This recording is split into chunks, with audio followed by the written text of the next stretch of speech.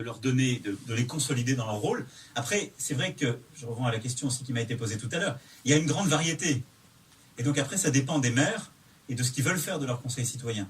Je pense que ce serait une mauvaise méthode que d'imposer par la loi aux maires de les mettre dans toute instance. Ça serait une mauvaise méthode. Pardon ? Je sais bien. Mais si les maires veulent les bouger davantage, moi j'ai aucun problème. Hein. Mais moi j'ai aucun problème. Si les maires veulent qu'on donne plus de place au conseil citoyen, qu'on les mette dans des commissions d'attribution ou autres, c'est à débattre. Moi ça se regarde. Hein. Après, il faut qu'il y ait de la participation, qu'il y ait de la délibération. Après, il faut toujours qu'à un moment donné, ceux qui ont été élus aient des responsabilités. Et que ces responsabilités s'exercent dans un cadre. Si vous considérez qu'à un moment donné, il faut adapter ce cadre, c'est pas moi de là où je suis qui dois le trancher. Hein. C'est à adapter. Après, ça dépend en effet de chaque ville. Il y a des villes où les conseils citoyens sont très mis en avant, d'autres c'est moins le cas. Mais on peut peut-être améliorer ça. Moi, j'y suis en tout cas totalement favorable sur la base du rapport qui a été remis et de toutes les suggestions qui peuvent être faites pendant le débat. Je pense que ça va dans la bonne direction.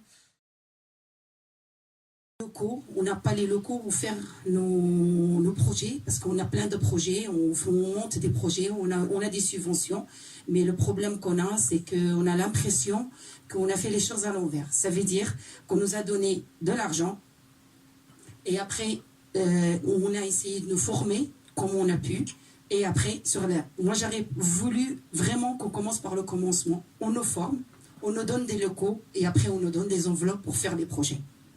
Ça n'a pas été du tout le cas.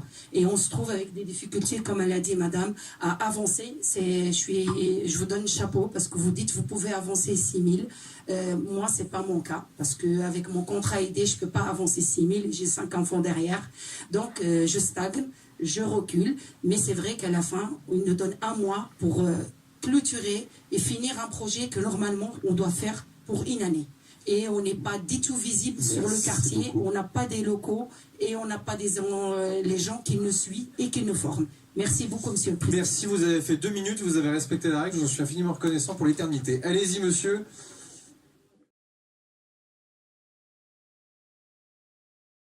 Et je pense que je n'ai pas moins ou pas plus de légitimité sur un quartier ou sur un autre. Ou alors tous les quartiers de ma ville ont tous des spécificités qui méritent une expertise des habitants. Et auquel cas c'est vrai partout. Mais c'est pas vrai pour un type de quartier et pas un autre type. Et là aussi, je suis un peu en décalage. C'est juste pour ouvrir le débat et je me tais. Merci monsieur le maire. Le président de la République souhaite faire un cycle de réponses.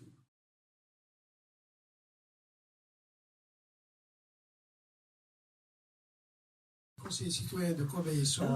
Encore une fois, on parle du conseil citoyen. Malheureusement, jusqu'à maintenant, n'a pas été très, pas ici, mais ailleurs. Alors, on en a parlé ce soir. Oui, ce soir, on a bien parlé. C'est pour ça que j'insiste.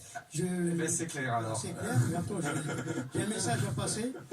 Donc, Corbeil-Essonnes, comme vous connaissez, c'est une ville à côté. Donc, 50 000 habitants, 4 quartiers QPV, donc de mon association et aussi d'autres associations. Donc, le Conseil citoyen de Corbeil-Essonnes existe depuis 3 ans. Donc je fais partie du je suis président. Je remercie de m'avoir invité, madame déléguée du préfet, Mélanie Fouquet, monsieur le préfet, mais tout le monde pour saisir de cette occasion. Et puis malheureusement, on n'est pas très connu à Corbeil-Essonnes. Je ne sais pas pourquoi.